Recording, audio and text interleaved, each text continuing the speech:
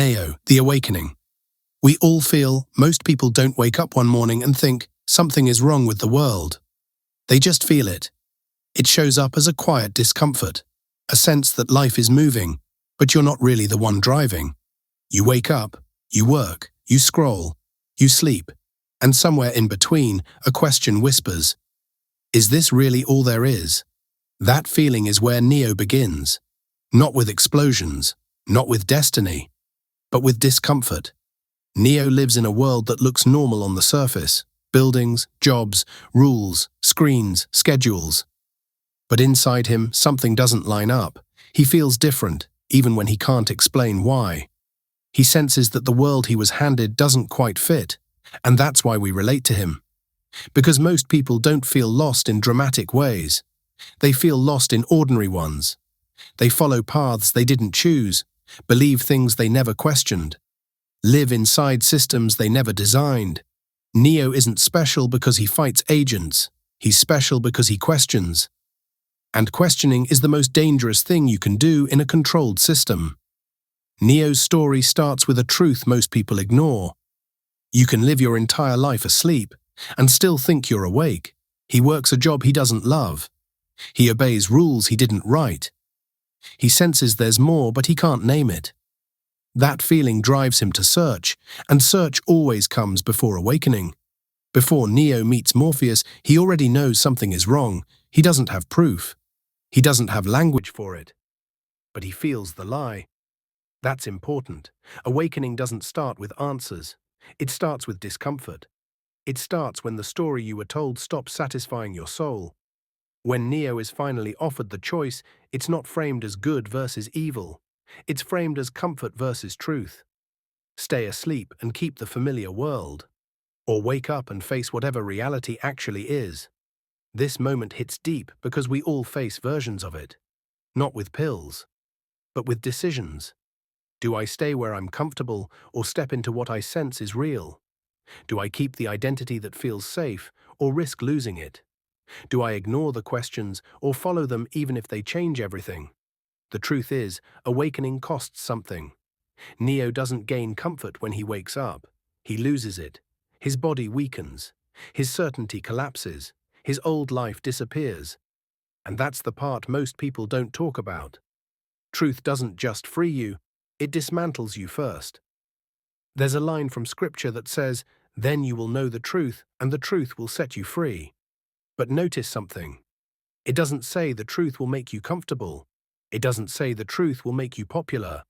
It doesn't say the truth will make your life easier. It says it will set you free.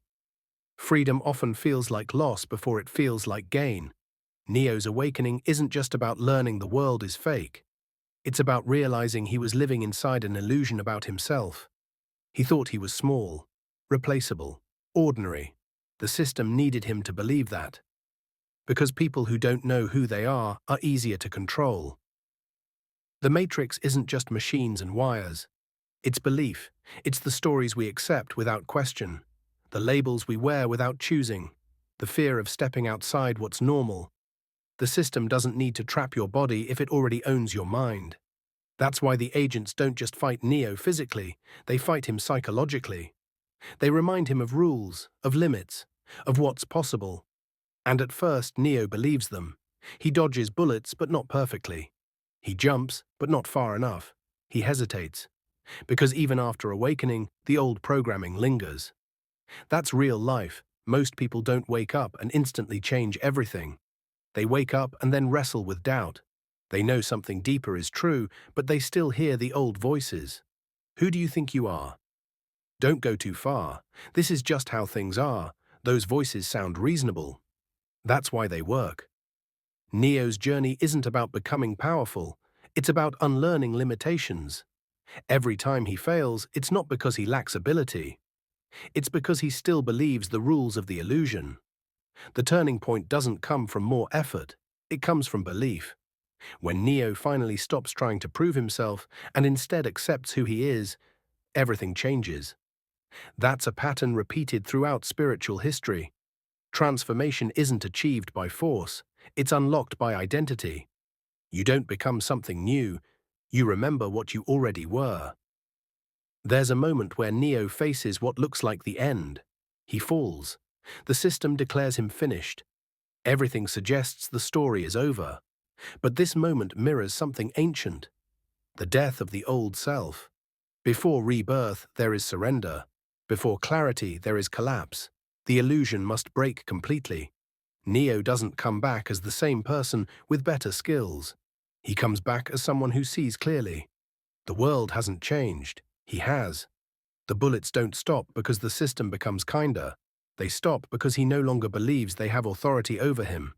That's the real power. Not control over the world, but freedom from its lies. The Matrix asks a dangerous question. What if the world you inherited was never meant to wake you up, but to keep you distracted? What if the noise, the busyness, the endless scrolling, the constant chasing wasn't accidental? What if it was the system doing exactly what it was designed to do? Keep you busy enough to never ask why. Neo is dangerous because he slows down and asks, and once you ask, you can't unsee.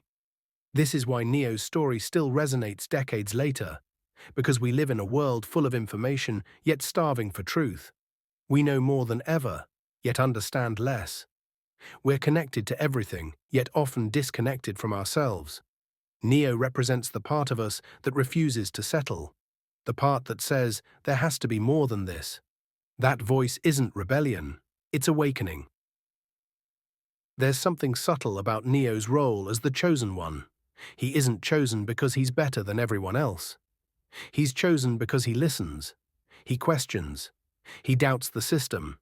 He follows the truth even when it costs him. In many spiritual traditions, being chosen isn't about privilege. It's about responsibility. When you see clearly, you can't pretend anymore. Once Neo knows the truth, he can't go back. And that's another cost of awakening. Ignorance may be comfortable, but it's temporary. Truth is heavier, but it's real. The Matrix doesn't end with Neo escaping the world. It ends with him re-entering it, differently. He doesn't destroy the system with rage. He transcends it with understanding. That's important. Awakening isn't about hating the world. It's about seeing it clearly enough to not be owned by it. Neo doesn't fight everyone. He only confronts the illusion. So the real question of this story isn't whether Neo is asleep or awake. It's whether we are. Are we living from our true identity or the one handed to us? Are we chasing truth or comfort? Are we awake or just entertained? Because the most powerful systems don't feel like prisons. They feel like normal life. And the hardest chains to break are the ones you don't realize you're wearing. Neo's story doesn't ask you to escape reality. It asks you to question it.